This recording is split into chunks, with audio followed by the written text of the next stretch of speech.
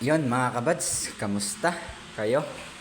So ito nga pala yung ating refrigerator na ayaw magsara ng maayos dahil ang kanyang seal ay hindi na lumalapat dito, no? Ito ay natapos ko na. Hindi ko na ipapakita sa inyo yung paano natin na ginawa, no? Siguro ano ko na lang, sasabihin ko na lang sa inyo paano natin ano. So ang issue nga nito ay ayaw magsara, no? May tatlong options tayong pagpipilian para maremedyohan ito, no? Unang-una, kung meron kayong heater, ito. Mabilis siyang gamitin para uminit to, no? So meron na kayong idea paano remedyohan 'yan gamit ang heater. Pangalawa, kung wala kayong heater ay blower or hair dryer, no? Ang problema nga lang doon mga kabads ay matagal, no? Pangatlo, kung wala talaga kayong gamit ay magpakulo kayo ng tubig at ibuhos nyo siya dito, no? Buhusan nyo siya tapos banat-banatin nyo siya, no? Ang problema nga lang doon mga kabads ay magkakalat tayo ng tubig, no? Dodoble yung trabaho natin. So maganda talaga kung meron kayong heater, no? So ganun lang. Ito ay natapos ko na, no? At ang issue pa nito ay hindi na pantay ang kanyang pintuan, no? So niremedyohan ko na rin to. Hindi ko na talaga pinakita yung video sa inyo para hindi na ako matagalan at hindi humaba yung ating video. Hindi na siya pumapantay, no? Yung ating refrigerator kasi katagalan mga kabads ay nasisira ang ating pintuan, no? Nasisira yan dahil ang kanyang washer ay napupudpud katagalan, no? Yan, pag laging ganyan bukas, napupudpud yun at hindi napapantay ito, no? So yan, niremedyohan na natin. Nilagyan ko lang ng washer yan, maliit yung sa electric pan, yung sa bushing niya may washer kasi yun.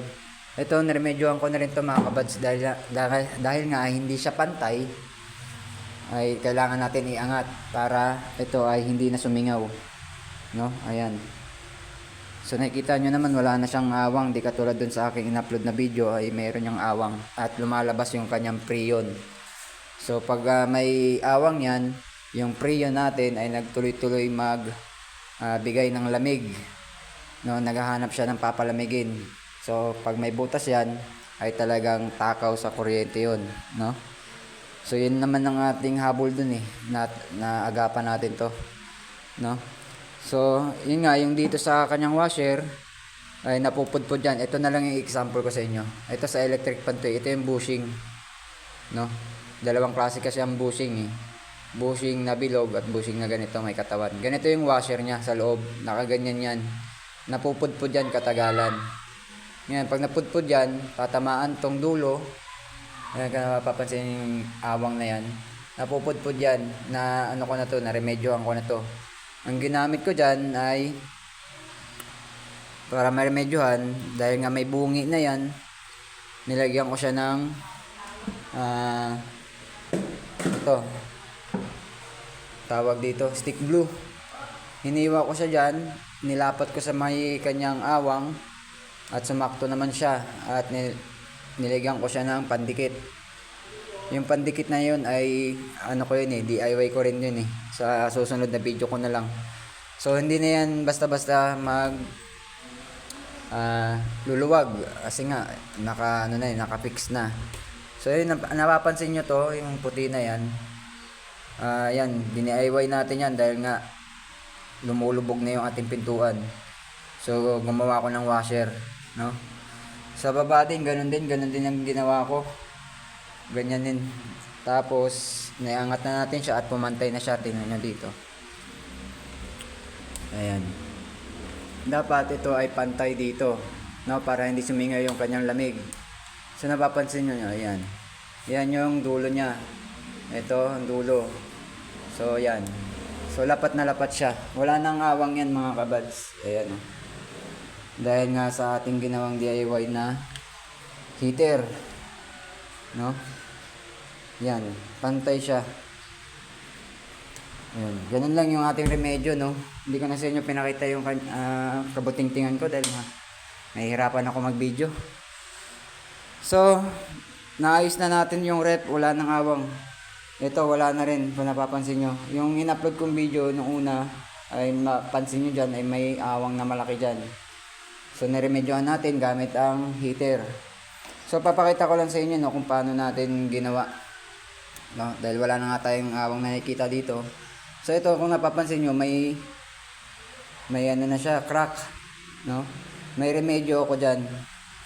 Siguro sa susunod na lang kasi para meron pa akong i-upload, no? So, naremedyohan na natin yan. Papakita ko na rin sa inyo kung paano natin ginawa, no? So yun nga, ako ay may heater. Ang ginawa ko dito ay ayan, siguro may idea na kayo kung paano natin ginawa, no? So, sample na lang. Sampulan na lang natin. Yan. Yan, nag-init na kayo dito. Ininit nyo yan. Yan. Pag mainit na siya, batak-batakin nyo lang to. Yan, batak-batakin nyo yan hanggang sa ano siya, lumapat na siya dito. Yan, katulad nyan. Katulad na ito. Banat-banatin nyo lang siya. Yan. Hanggang pumantay.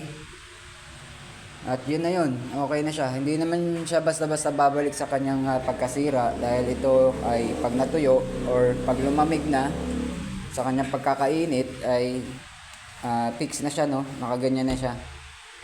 So okay na tayo. Wala nang singaw yung ating rep. Okay na rin ang kanyang pintuan. At good na siya, no? Hindi na tayo napagastos ng malaki. Kasi kung papalitan natin to, syempre bibili tayo ng bago.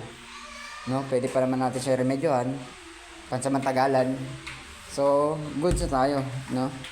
So, ganun lang yung remedyo natin, no, mga kabads. Maganda sana kung yung full video sana na paano ko binuntingting kasi lang mahaba, baka magsawa kayo kakapanood, no?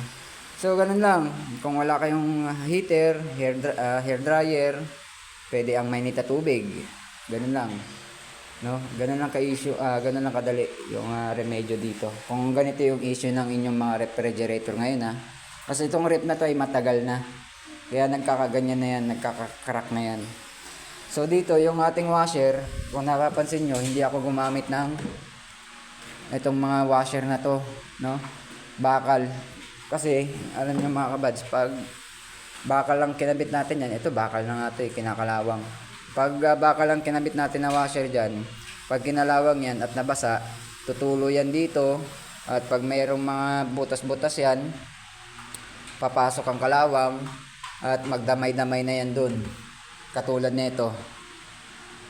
Ganyan na mangyayari dyan. Kaya ang ginawa ko na lang dito ay plastic na washer, no? So yun lang, no, mga kabads. Maraming salamat sa panonood. Sana nagkaroon kayo ng idea kahit konti sa ating issue na refrigerator ayaw magsara ng maayos. So paki-like na lang at kung gusto niyo mga ganitong kabutingtingan, ayan, follow niyo na lang yung aking page, Facebook. So ingat kayo mga kabads. Salamat at God bless.